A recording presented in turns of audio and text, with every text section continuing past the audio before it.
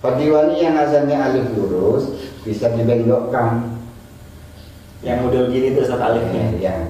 Ba yang asalnya hanya semacam ini bisa digoyangkan begini. Oke.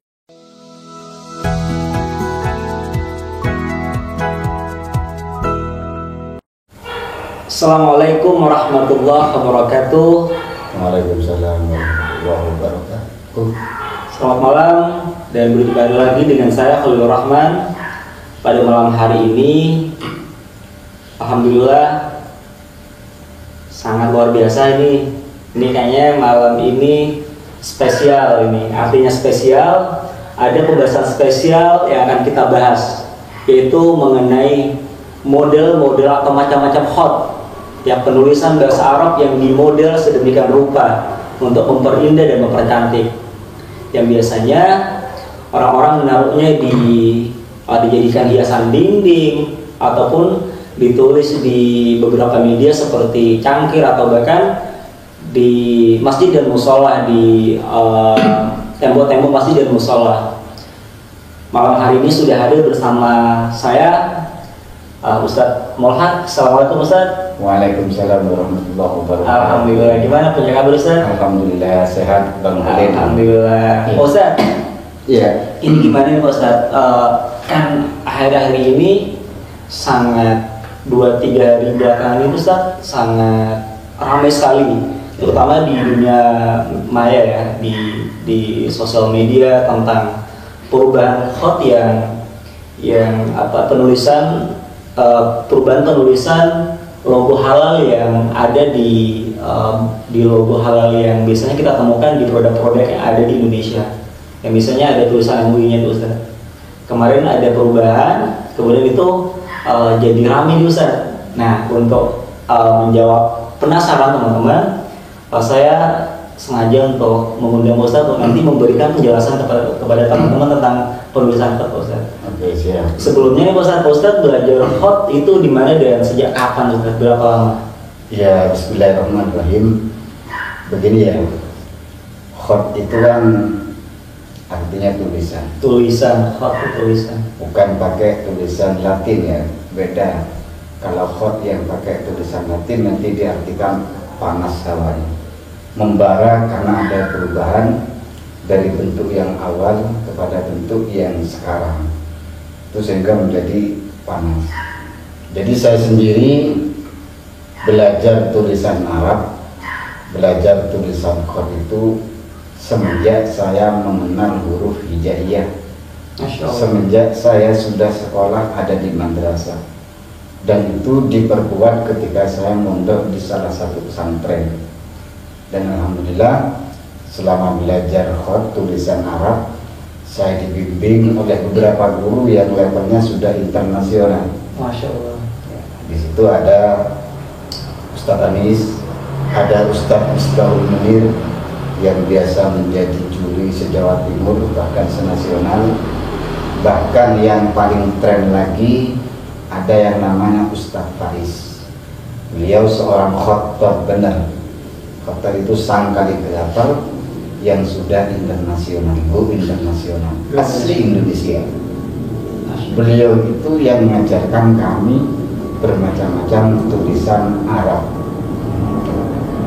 Kalau jenengan nanya mulai kapan saya belajar tulisan Arab, ya semenjak saya sekolah madrasah. Karena di madrasah ya diajarkan untuk menulis Bismillahirrahmanirrahim, Al-Waqtu Dainun, Al-Katibu Azizun. Itu kan pelajaran-pelajaran saya dulu. Jadi nulisnya pakai bahasa Arab, bukan bahasa Latin. Bahasa Arab yang dimodelkan gitu Ustaz ya? Bahasa Arab yang dimodelkan atau bahasa Arab yang bisa dibaca, didekorasikan bahasanya. Kalau yang didekorasikan itu sudah masuk kepada yang namanya dekorasi, nanti masuk ke seniman. Ada beberapa model bentuk macam tulisan. Nah, saya sendiri belajar hotnya, belajar nulis Arabnya ya sejak duduk di bangku madrasah. Itu kalau jenengan nanya kapan saya mulai belajar menulis Arab dan kaligrafi. Oke Ustaz. Jadi kalau kita kaitkan dengan apa yang terjadi saat ini yang sedang ramai tentang perubahan penulisan logo halal itu Ustaz yang ada di Indonesia. Saya jadi pengen tahu Ustaz, sebenarnya banyak nggak Ustaz macam-macam penulisan waktu itu Ustaz?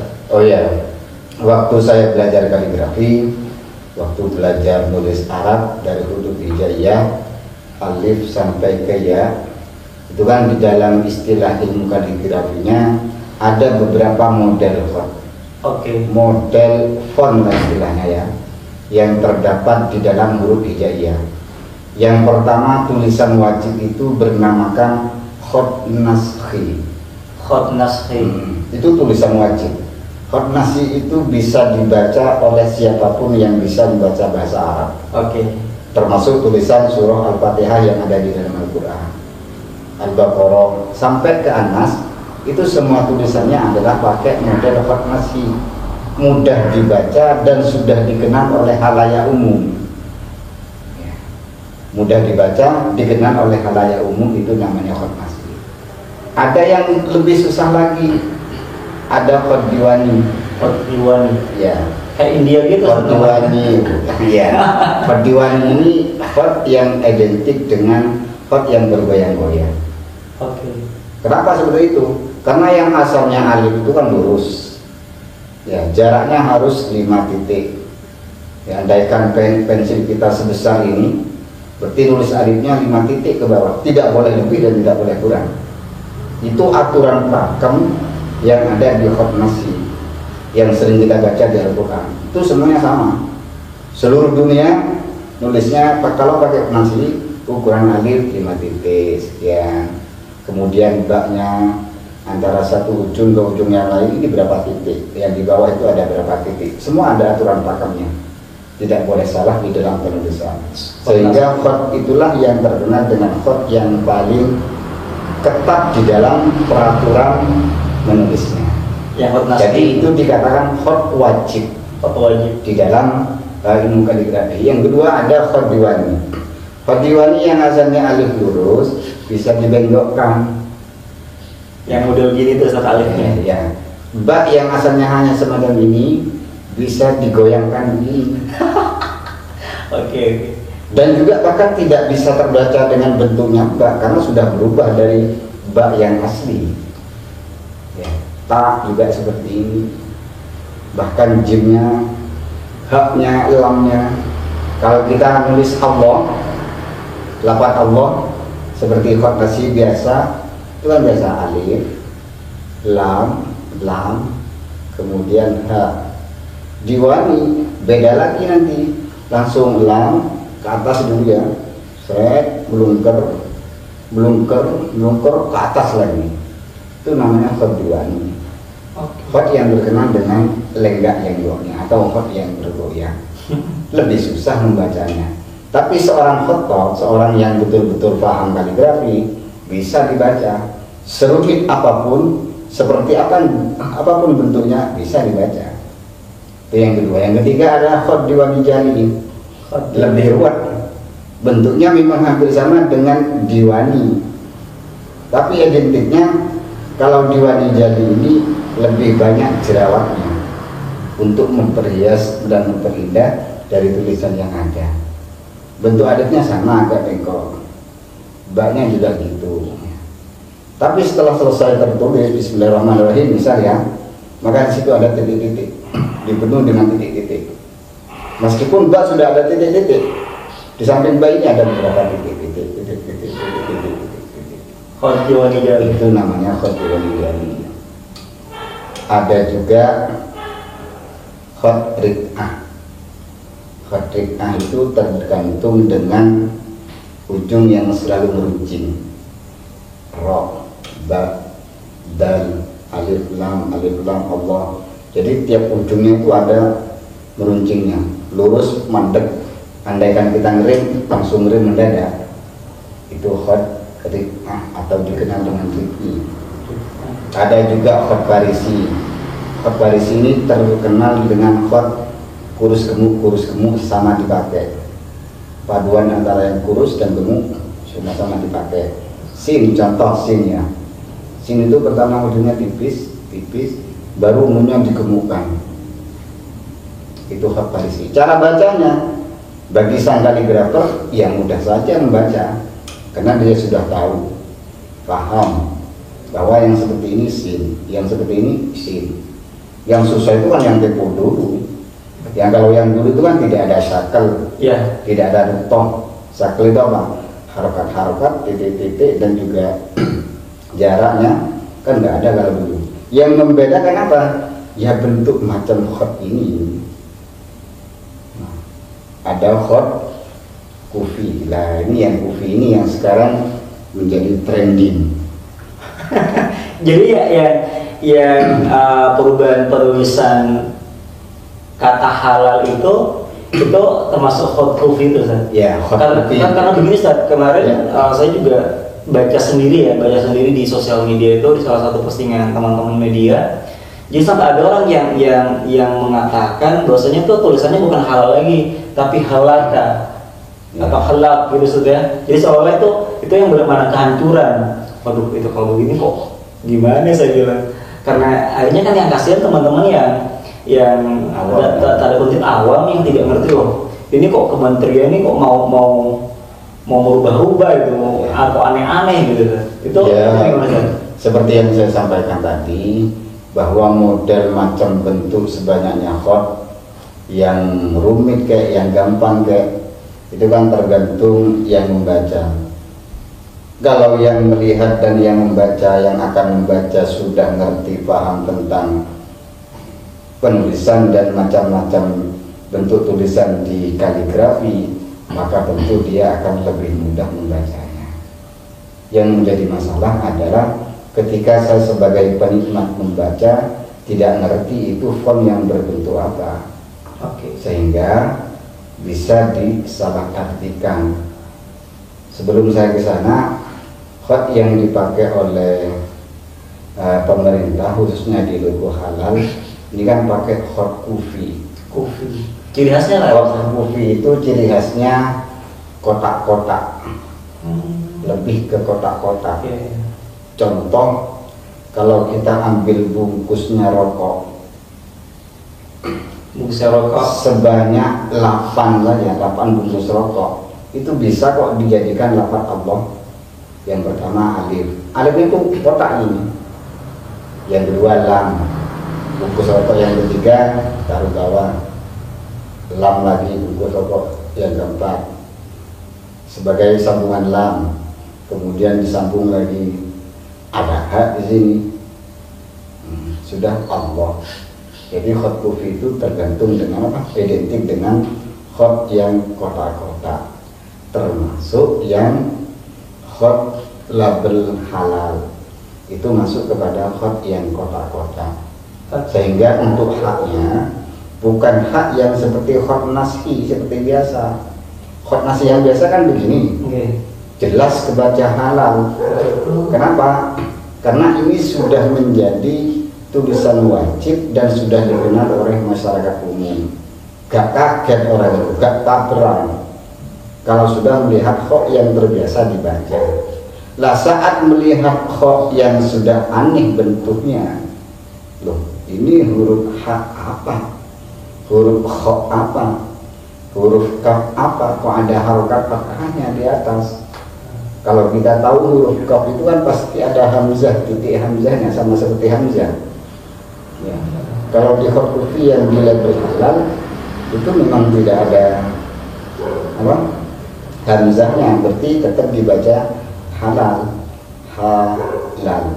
Itu penulisan khot kufi namanya, dan itu bisa dibaca oleh sang kaligrafer atau khotot, atau paling tidak mereka sudah ngerti tentang pembelajaran khot.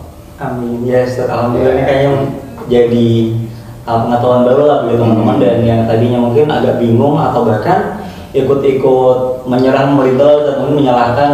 Padahal saya yakin kalau di kementerian istilahnya di pemerintah itu kan tidak mungkin tulisan satu orang kemudian disetujukan, tidak mungkin, pasti minta persetujuan. Di maksud saya itulah yang harus kita luruskan.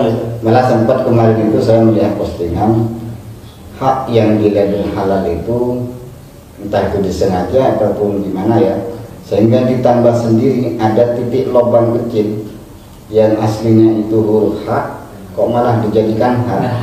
Memang modelnya yang waktu nulis atau merubah H ke H, modelnya adalah model hot kufi.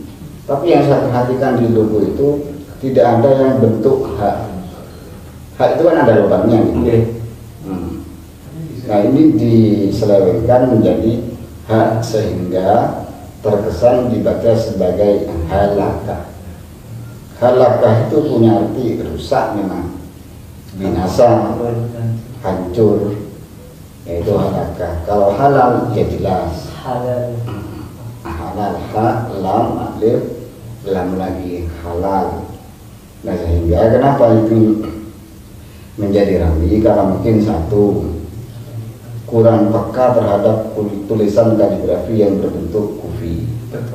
Yang kedua, kekurangan masyarakat dan kurang gemernya masyarakat di dalam menggeluti yang namanya pembelajaran khot atau kaligrafi. Ya terus terang, saya itu dulu waktu belajar khot nulis alif saja itu nyampe habis satu buku. Ya, satu buku yang kotak-kotak itu. Betul. Karena ada buku yang kotak-kotak itu. Nulis alifnya sampai satu buku habis baru ganti. Satu buku sampai ke huruf ya. Itu baru model satu khot. Yang khot wajib itu Ustaz. Belum khot yang lain. Nah, jadi kalau menyalahkan para seorang khattab, seorang yang memang sudah mahir di dalam ilmu kaligrafi, ya salah bukan tempatnya. Artinya menggarami air lautan dong. Oke, siap. Ustaz sebagai penulis lah, pembuat kaligrafi, kan kadang sering Ustaz seseorang yang bahkan pelukis entah itu berupa tumbuh-tumbuhan, hewan atau apapun, apalagi ini yang kadang Ustaz menulis hadis ketika Ustaz Al-Quran, ada pengalaman spiritual tersendiri nggak Ustaz? Atau mungkin bahkan lebih ke mistis ininya Ustaz, pengalaman Ustaz pernah nggak? Sebetulnya untuk menjadi penulis, khususnya penulis Arab, itu harus lebih hati-hati. Karena yang saya tulis selama ini ya, kalau tidak hadis ya Al-Quran, kalau tidak hadis Al-Quran. Yang jelas kalau Al-Quran itu di situ ada kalimat Allah, ada kalimat Muhammad atau kalimat-kalimat yang lain. Sehingga saya sudah berusaha semaksimal mungkin tulisan itu ya jangan di bawah. Itu beratnya sang kaligrafer atau sang khotob. Jadi macam-macam bentuk tulisan, seperti ya ada yang bentuk singa. Kalau khot wajib nggak bisa di model bentuk singa, nggak bisa. Kenapa? Karena aturannya sudah pakem, nggak bisa dirubah. Terkecuali pakai khot julus atau diwani yang bisa dimodelkan sesuai dengan seleranya, asalkan masih bisa dibaca. Terbentuklah khot tulisan berbentuk singa, berbentuk berbentuk Garuda Indonesia, karena menunjukkan kecintaannya kepada Indonesia, sehingga lambang negara itu ditulis dengan khot. Dengan khot apa? Ya terserah. Yang menjadi penulis pakai khot diwani bisa diputar-putarkan, khot kufi juga bisa, karena di situ ada lambang yang begini. Khot kufi hak bisa diginikan, ya, atau pakai khot yang Farisi. Yang Farisi ini biasanya dipakai untuk khot yang berbentuk buah-buahan, karena kayak mangga misal, mohon maaf, kan ada bokong di belakang itu, ya maka harus pakai khot Farisi. Di situ dibentuk ujungnya. Jadi tergantung pemakaian mau pakai khot yang mana. Kalau saya pribadi, dari tulisan yang saya tulis kebanyakan masih bersifat khot yang bisa dibaca, khot nasi, khot sulus, dan khot diwani. Terus sementara waktu, dan itu pun rata-rata dipesan oleh orang yang memang suka kepada arti yang saya tulis. Oke, berarti Ustaz juga kalau ada permintaan, itu harganya gimana Ustaz? Harga Ustaz tarif harga apa apa enggak itu? Ya, contoh ada satu orang yang pesan ini. Iya. Ya, dia kan seorang saudagar yang sukses. Betul. Pesannya cuma 2 kalimat. Ya, jadah wa jadah. Cuma nambah 1. Man jadah wa jadah. Giat berarti sukses. Semangat, rajin, sukses. Man jadah wa jadah, siapa yang bersungguh-sungguh, dia yang akan sukses. Pesannya cuma itu aja. Bayarnya selangit. Allah Akbar. Ya. Ada pesannya panjang sampai 20 meter pernah. Harganya sama dengan yang menjadah wajah. Jadi itu nilai letak kesenian yang ada di kaligraf. Artinya Pak Ustadz sebagai khotbah itu tidak mentarif karya Pak Ustadz dong? Gak bisa, ya terus terang untuk masalah harga gak bisa ditentukan dengan ukuran berapa meter per meternya berapa, atau ngitung huruf per huruf gak bisa. Nah, kalau udah kreasi dituangkan, ya semestinya dia yang bisa membayar. Sebetulnya ini gak ada harga, cuma karena dia menghargai, ya wis tak layani. Berarti kalau pengalaman spiritual sendiri pernah kayak merasa ini Ustaz, apa ya, kok senang nulis gitu, atau ada kayak semacam apa ya, kenyamanan atau hal lain Ustaz? Pertama yang saya bikin senang nulis adalah karena didasari dengan salah satu dakwah.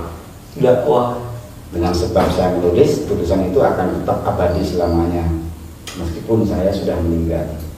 Ada kawan saya yang bernama Pak Taufik Maulana. Dia gemar sekali nulis dakwah lewat tulisan. Beliau sudah meninggal, orangnya memang sudah meninggal, tapi tulisannya akan lebih manfaat kepada orang-orang yang baca setelahnya. Al-Qattu iya pokok, tulisan itu akan kekal abadi meskipun ba'da mau dikatili, meskipun penulisnya sudah isdah. Betul. Jadi saya niatkan untuk dakwah. Dakwahnya di mana? Contoh al-wa'du dain, janji adalah hutang. Saya tulis, saya tampang di sebuah gembok. Setiap orang masuk ke rumah saya, 1 kali, 2 kali, atau 2 orang, 3 orang, dia akan baca janji adalah hutang. Mungkin yang asalnya dia punya janji kemudian silaturahmi ke saya, pamit duluan. Kenapa? Mohon maaf, saya ada janji dengan teman saya. Berarti secara tidak langsung, meskipun saya tidak ngomong ke orang ini, sudah terwakilkan oleh wajahnya. Berarti adalah itu dakwah. Iya betul Ustaz. Ustaz, ini karena waktunya juga. Oh iya. Kayaknya mungkin saya ada janji juga. Ustaz, mungkin terakhir saya minta tolonglah ke Pak Ustaz untuk mungkin menyampaikan sepatah 2 kata untuk teman-teman dalam apa yang memahami tulisan-tulisan, sehingga apa ya, tidak semerta-merta oh ini keliru nih tulisannya, ini salah gitu. Semoga Pak Ustaz ngasih pemahaman tentang model-model tulisan itu. Kalau saya pribadi begini, cara menyikapi suatu tulisan, dimanapun ada tulisan, maka tentu yang pertama, kalau kita tidak ngerti, maka sesuai yang diajarkan Al-Quran, fas'alu ahlal dzikri in kuntum la ta'lamun. Jangan langsung vonis, jangan langsung menjustifikasi bahwa ini salah, apalagi diselewengkan. Itu suatu yang tidak benar. Ya. Nah, bagi kita yang menerima informasi bahwa tulisan halal diganti halal, benar enggak? Siapa nih yang bikin halal menjadi halal? Perlu ditelusuri. Kalau bisa ya ditabayuni. Karena kalau belum ditabayun, maka itu akan menjadi sama seperti orang fasik yang datang kepada kita dengan membawa beberapa argumentasi seakan-akan meyakinkan ahli kaligrafer benar halal menjadi halal. Dicontohkan, saya lihat. Nah, itu kalau tidak diluruskan, maka orang-orang yang awam tetap akan mengira bahwa buku halal yang sekarang ini memang hancur, halal. Nah, jadi pesan saya, kalau memang kita belum paham tulisan itu, tanya dulu. Kalau memang paham, ya disebarkan. Iloh yang benar seperti ini, seperti ini. Jadi simpel, tidak perlu menyalahkan yang satu dan juga tidak perlu membela. Yang benar yang sudah ada dan sudah ditetapkan didukung. Kalau memang ada yang salah, kritik boleh, ya. Tapi kritik yang membangun, bukan yang menjatuhkan. Yang saya lihat sekarang kritiknya itu malah menjatuhkan, bukan malah membangun. Seperti itu. Oke, Ustaz, terima kasih banyak. Mudah-mudahan apa yang kita obrolkan, yang mau Ustaz sampaikan itu menjadi pengetahuan yang bermanfaat bagi teman-teman. Mungkin yang sudah mengenal khot lebih mengenal lagi, kemudian yang belum mengenal, akhirnya dengan obrolan kita malam hari ini itu bisa menjadi tahu dan paham. Amin. Teman-teman, terima kasih. Demikian obrolan kami pada malam hari ini. Mudah-mudahan barokah dan manfaat. Amin. Demikian, wassalamualaikum warahmatullahi wabarakatuh. Waalaikumsalam warahmatullahi wabarakatuh.